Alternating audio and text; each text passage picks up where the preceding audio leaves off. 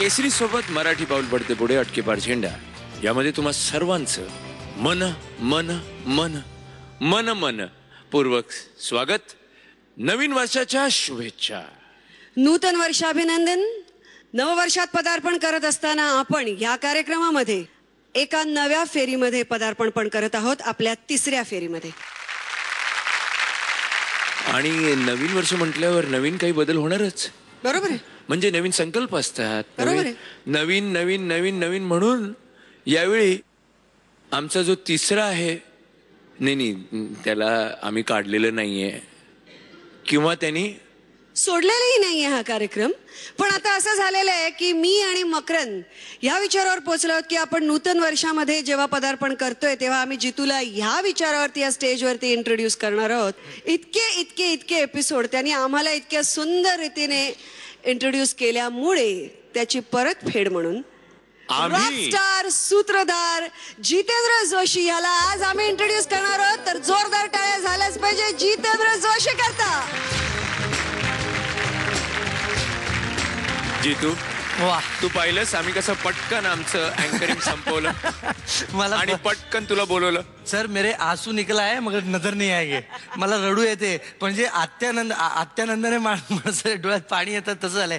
परत फेडीचं जे तुम्ही म्हणालात उर्मिलाजी आणि मकरंद सर, एक मात्र सांगतो, मी काय तुम्हाला परतफेड देणार जे तुम्ही इथे सांगताय. मला असं वाटतं की ज्या स्पर्धकांना तुम्ही जो मोलाचा सल्ला देता, जे महत्त्वाचं सांगता, त्यांच्या आयुष्यभर उपयोगी पडेल असं, त्याची परतफेड त्यांनी जर स्वतःच्या कामात केली तर मला वाटतं या कार्यक्रमाचे आणखी अनेक पर्व होत राहतील आणि आपण असेच प्रत्येक वर्षी सगळ्यांचं स्वागत या मंचावरून करत राहू. वाह, अतिशय अतिशय सुंदर विचाराने आपल्या या नव्या वर्षाची आणि या नव्या एपिसोडची सुरुवात झाली आहे.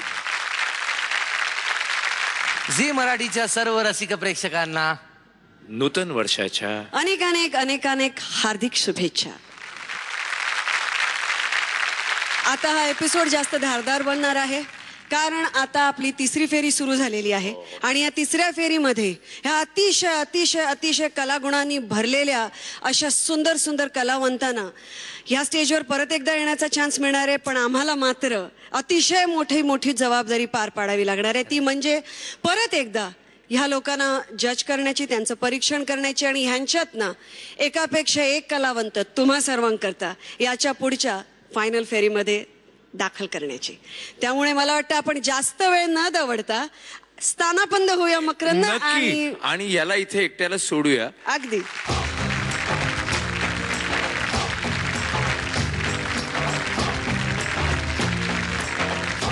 एखादी सुंदर मुलगी भूत बनून जर आली तर काय होईल पाहूया. धुळ्याहून येते योगेश्वरी मिस्त्री. रबर स्टार जोरदार टाळ्यांनी स्वागत करूया.